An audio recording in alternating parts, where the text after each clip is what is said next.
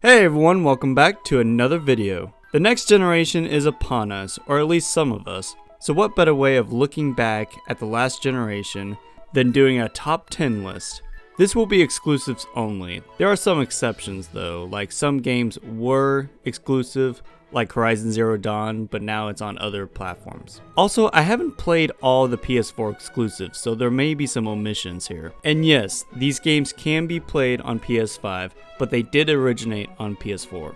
The PS4 is one of the best-selling consoles of all time, and the reason for that are the games. And these are fantastic games that made the PS4 so popular and successful. So without further ado, let's get into it.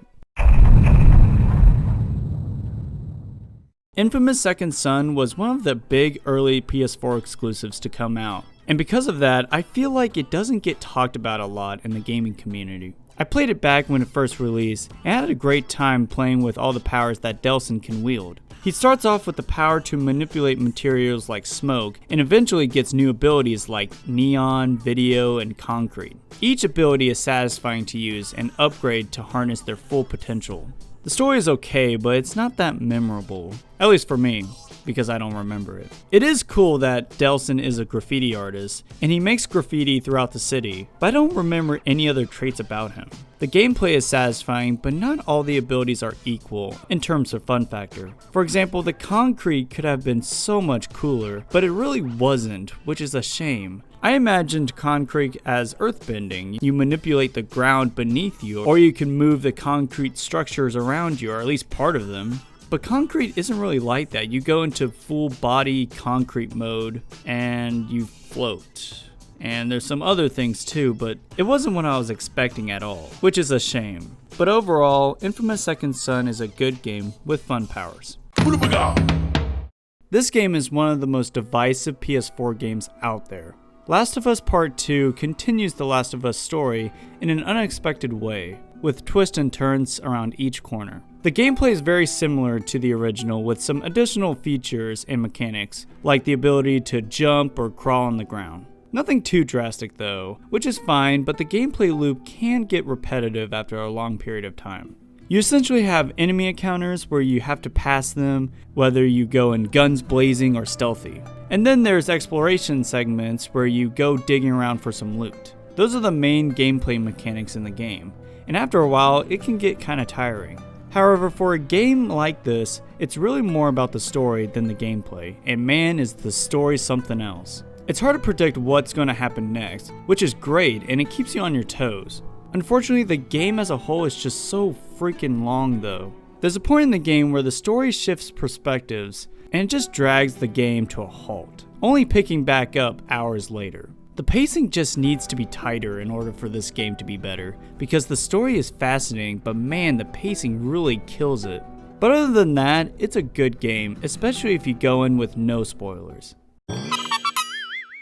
I've said more about Sac Boys Big Adventure in my review for it, but generally I had a great time with Sac Boys Big Adventure. It's one of the best co-op experiences on the PS4. You can play with up to 4 people total, and the levels are designed in a way where it feels like it can actually hold 4 people all on one screen.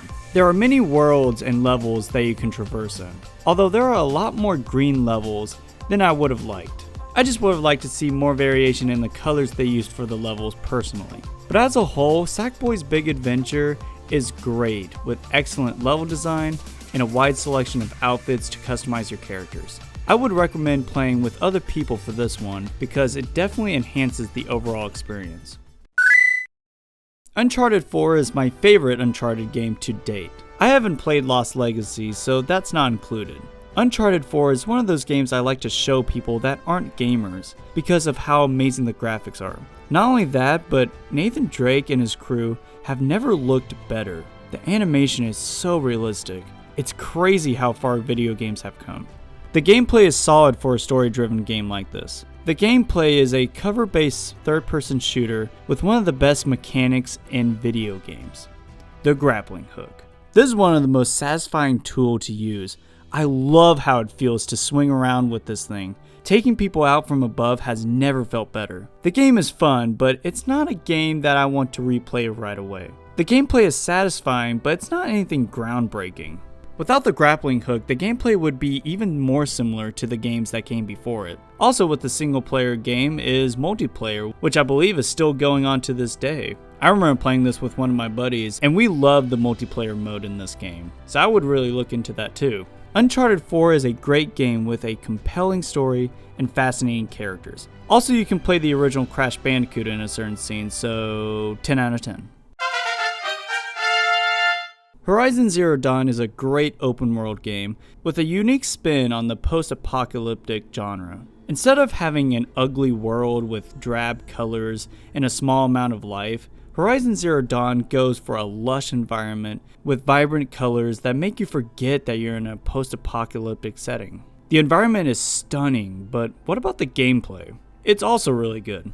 The bow is your main weapon in the game. With it, you take out ferocious metallic beasts. These encounters are great because they allow players to formulate a way to take them down and get resources. Then you have the human enemies, and they're okay. Definitely not as interesting to fight compared to robot giants, but they are passable. Actually, scratch that. They are bad. The AI is dumb, and fighting human enemies just isn't fun and definitely needs some work in the sequel. There's just not that much impact when you hit them, and they don't react like you would think they would.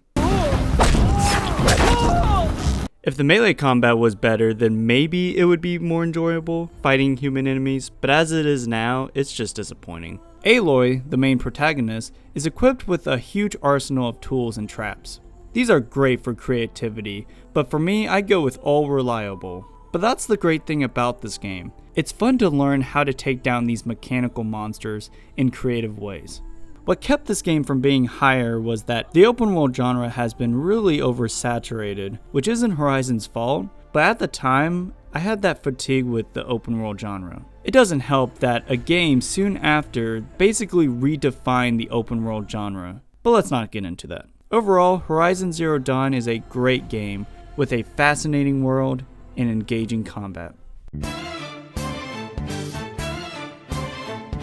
Persona 5 Vanilla was originally released on the PS3 back in 2016 in Japan and 2017 worldwide, so you may be wondering why it's on this list for PS4 games.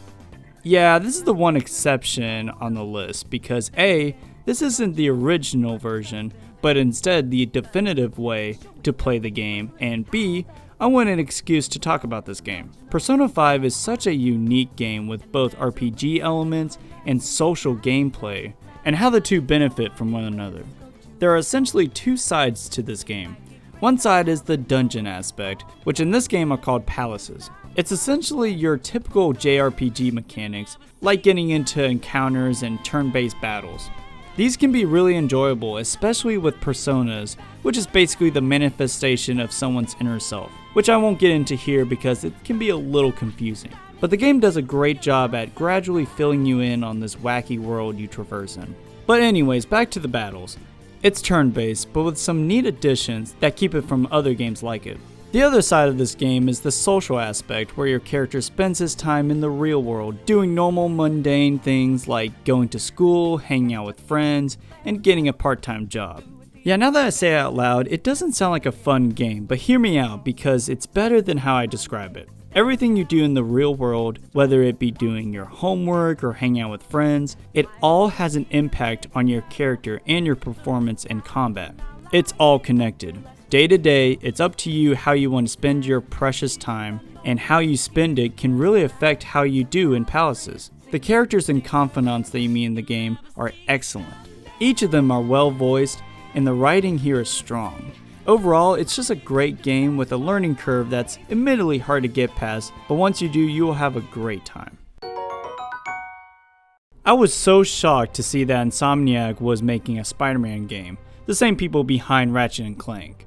And boy, was SpiderMan fantastic. SpiderMan's movement is just as fantastic as you would hope. SpiderMan is fast and fluid, especially in combat. The combat is very similar to games like Batman Arkham City, but it actually fits better here in the context of a Spider-Man game. When Batman flies around kicking people, it looks kind of odd, but when Spider-Man does it, it just feels so right. He also uses gadgets in combat that really turn the tide of battle. But the most important part of the gameplay has got to be the web swinging. They nailed it. Spider-Man has never felt better to control. The story is also great, with Peter Parker being a fantastic character and probably my favorite interpretation of Spider-Man out there. Great job, Yuri. The one thing I can think of that I don't like about this game are the sections where you don't play as Spider-Man, because you essentially slow down the gameplay and it's more like stealth missions where you don't go into any combat encounters and you kind of just sneak around the place, which arguably can be a good thing because it changes the gameplay a little bit so it's not just Spider-Man all the time. But these sections just aren't really that fun to play through. But those sections are far and few between. Overall, this is the best Spider-Man game, period, and it is worth checking out. I've personally talked a lot about Ghost of Tsushima on the channel, but what the heck. Let's do it again! Okay! Ghost of Tsushima is an excellent game with a beautiful open world and an interesting story. The game delves into the history of Tsushima, which is a real island off the coast of Japan. It stars the character of Jin Sakai, and his mission is to keep the Mongol invaders from taking over his land at any means necessary. The combat is flashy and satisfying. The world is vast but also dense, allowing players to find new things everywhere they go. Overall, a fantastic game and a must-play if you have a PlayStation. Final Fantasy VII Remake is my first real experience with the Final Fantasy VII story, and even then I had a blast. This is the first game in the series of future installments that covered the original Final Fantasy VII game back on the original PlayStation. The story is surprisingly grounded until the very end, where they basically say screw it and ramp up the fantasy elements up 11 degrees. My biggest problem in the game is the pacing, which is something I didn't mention in my review. The pacing really drags in certain places, and it really drags at the Shinra building, which doesn't really make sense when you consider the context of the story, but I digress. Other than those elements, the game is fantastic. The characters are excellent with great writing. The dialogue can be a bit much sometimes, but overall the characters feel like actual characters, which is awesome. The combat is amazing as well. It can be overwhelming at first, but I love how you can slow things down to think about your next move. It brings a level of strategy that wasn't seen in games like Final Fantasy 15. The game is also just stunning to look at. Sure, some textures are not great, but overall it's a beautiful game, especially the main character models. Not the NPCs though, they kinda look whack. I can't forget about the music though, because the game's soundtrack is outstanding and worth a listen to. So yeah, I kinda love this game, but it does have flaws that are valid, but for me the good outshines the bad. And man, I am so excited for part 2. God of War is a fascinating game with a very unique premise. It's a reboot of the God of War series, while also acting as a continuation of the games that came prior. Kratos, the main protagonist, is a dad who has recently lost his wife, and it was her wish for her ashes to be spread on a certain mountain. Along with Kratos is Atreus, his son. And together, their relationship grow as father and son. I love father and child dynamics in video games, which is probably why I like Last of Us so much. God of War is a story-driven single-player adventure that takes Kratos and Boy across different lands with many obstacles in their way. I mean, when you really look at it, the story is just about them spreading their mother's ashes on a certain island, yet it takes a whole game's worth to actually get them on that mountain. Kratos Dunn found himself in Norse mythology instead of his original hometown of Greek mythology. Bringing a character like Kratos into a whole new world was a huge risk that completely paid off. Kratos is still haunted by his past, but with the help of his son, he learns to move on. I mean, don't get me wrong, he still gets angry, of course, but you can tell that he holds most of his anger back so that he doesn't lose control. The combat of God of War is fantastic. There's 3 main weapons that Kratos can use. Kratos has his trusty axe that he can cut through most baddies with. The axe can be thrown and returned like Mjolnir, which is amazing. The second weapon is a shield, which is fast and has great impact. The third is kind of a spoiler, but what the heck. It's the Blades of Chaos, which Kratos used in the games before, and they are fantastic. Each weapon can be switched on the fly, which keeps the pace of each battle fast. Overall, a fantastic game with satisfying combat, compelling characters, and great music. And the game will have you engaged from start to finish. Wow, what a tough list. Most of these games are critically acclaimed, and each one is definitely worth the playthrough. Final Fantasy VII was a surprise hit for me. I've always been interested in the lore, and because of the remake, I got to experience the story with semi-fresh eyes. Persona 5 may have come out years ago, but it still holds up with Royal, with new additions and refinements. And God of War was a breath of fresh air for the series, and managed to get newcomers like me invested in the whole franchise. It's a masterpiece. But let me know down in the comments below what your favorite PS4 game is, and let's move the discussion down there. Thank you all for watching, and I'll see y'all next time. God bless.